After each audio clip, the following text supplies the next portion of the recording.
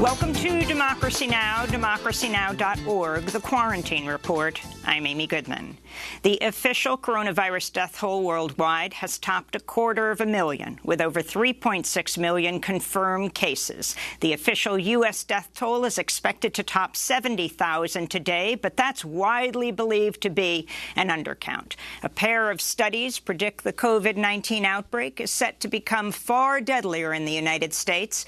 A draft Federal Emergency Management Agency report forecasts daily coronavirus deaths in the United States will rise to 3,000 people a day by June 1st. That's a 70% increase over the current figure.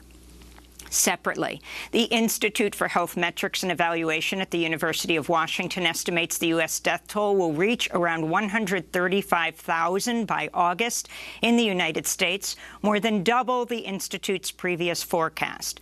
Despite the worsening outbreak, many states are continuing to lift restrictions this week, including Florida, where Governor Ron DeSantis gave the green light for state parks, non-essential businesses, and restaurants to open across most of the state at reduced capacity. On Monday, Miami Beach had to close a popular park just 5 days after reopening it, after thousands failed to adhere to new rules requiring social distancing and wearing a face mask. In California, Governor Gavin Newsom said Monday some manufacturing and retail businesses, including bookstores, clothing and sporting goods stores, and florists, would be allowed to reopen Friday. Businesses will have to abide by certain rules, including social distancing and offering curbside pickup. The data says it can happen, but we recognize as we begin to modify, behavior is modified and possible community spread may occur. If that's the case, and we do not have the capacity to control that spread, to trace that spread, to track that spread, to isolate individuals that may have been in contact with COVID-19, we will have to make modifications anew. China's fighting back on unsubstantiated claims by the Trump administration that the coronavirus was man-made and originated in a lab in Wuhan. Chinese state media has accused Secretary of State Mike Pompeo of outright lying, calling on him to present evidence of his claims. The World Health Organization, U.S. intelligence agencies, and most scientists, including Trump's top coronavirus expert, Dr. Anthony Fauci, have said they believe the outbreak started in nature, most likely through animal to human transmission.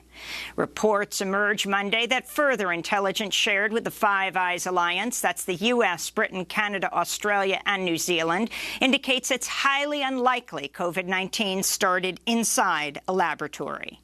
In New York, a report alleges the Metropolitan Detention Center, MDC, in Brooklyn is destroying prisoners' medical records in an attempt to obscure the real number of people testing positive for the coronavirus and to avoid providing them medical care. The report was written by the former medical director of New York City's jails as part of a class-action lawsuit led by prisoners at MDC.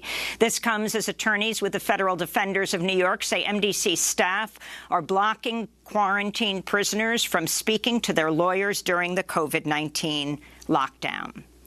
The clothing retailer J.Crew has filed for bankruptcy after the coronavirus pandemic forced the company to close stores across the country. The company expects to stay in business. Student loan holders are suing Education Secretary Betsy DeVos. The Education Department is being accused of continuing to garnish the wages of federal student loan borrowers who fall behind on payments despite a new law prohibiting this during the pandemic. World leaders, wealthy individuals and organizations joined an effort spearheaded by the European Union Monday to raise $8 billion for the development of a vaccine and treatments for the coronavirus.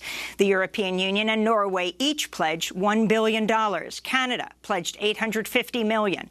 The United States pledged nothing and refused to take part in the fundraising effort. This is European Commission President Ursula von der Leyen.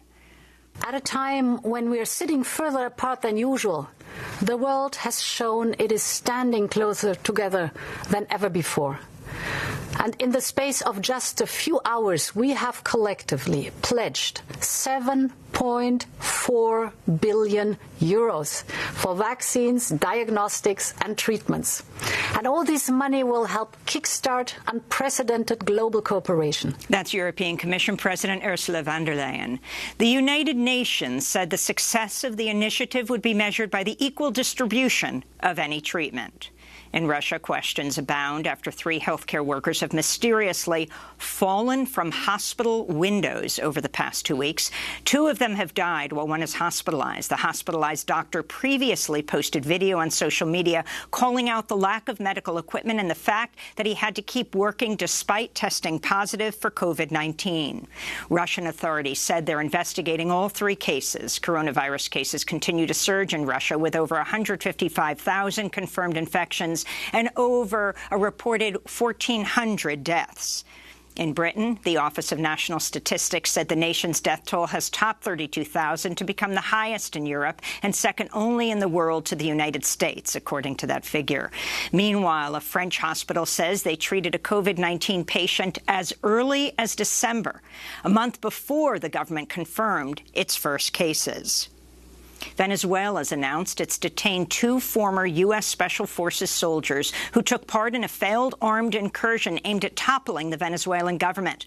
On Monday, Venezuelan President Nicolas Maduro showed U.S. passports for the 2 men, identified as Aaron Berry and Luke Denman. A former Green Beret named Jordan Goudreau has acknowledged the men were working for him in an attempt to detain Maduro. On Monday, Maduro accused the U.S. of being behind the plot.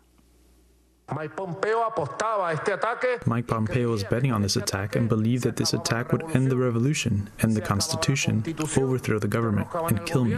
God save us and protect us.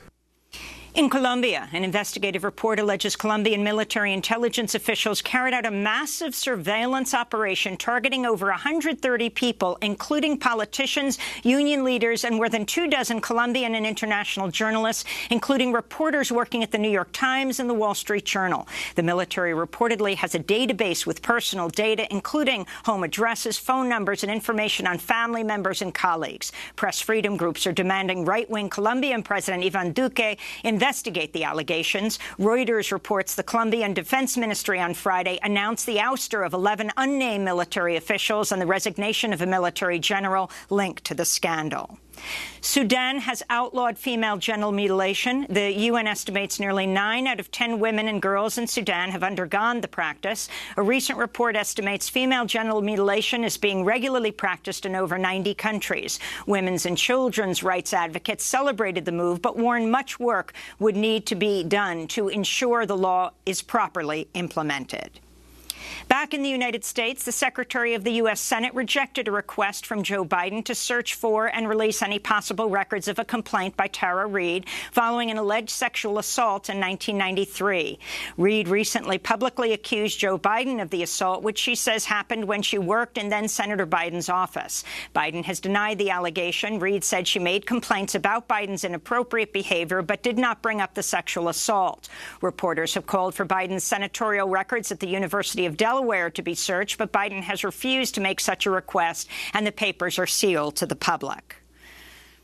A top engineer and vice president at Amazon has resigned to protest the company's recent firing of whistleblowers and warehouse workers who demonstrated against unsafe working conditions during the pandemic. Tim Bray described in a blog post what he called a, quote, vein of toxicity running through the company culture. He went on to write, quote, I choose neither to serve nor drink that poison.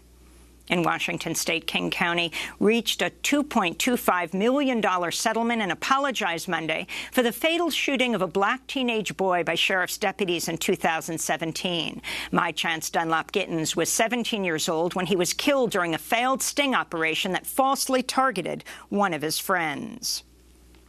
Labor scholar and Puerto Rican independence activist Jose Soler has died. For over 20 years, he was director of the UMass Dartmouth Labor Education Center and most recently co-head of the New Bedford Coalition to Save Our Schools, which fought charter school expansion. Soler emerged in the social justice world as a leader in the Chicano rights organization, the Brown Berets. He advocated for human rights and the independence of Puerto Rico in the 1970s. Throughout his life, Soler continued to work in the labor rights movement. He was was a union organizer with UAW District 65 and a labor journalist. Jose Soler was 75 years old.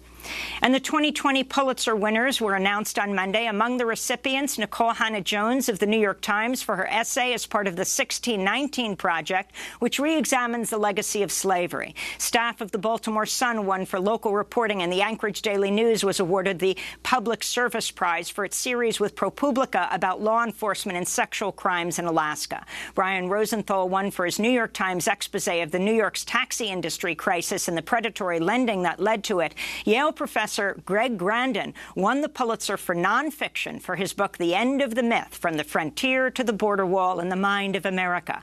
The book Solitary by Albert Woodfox with Leslie George was a finalist in the same category of general nonfiction. Solitary is a memoir by Albert Woodfox, who served the longest time in solitary confinement of any prisoner in the United States.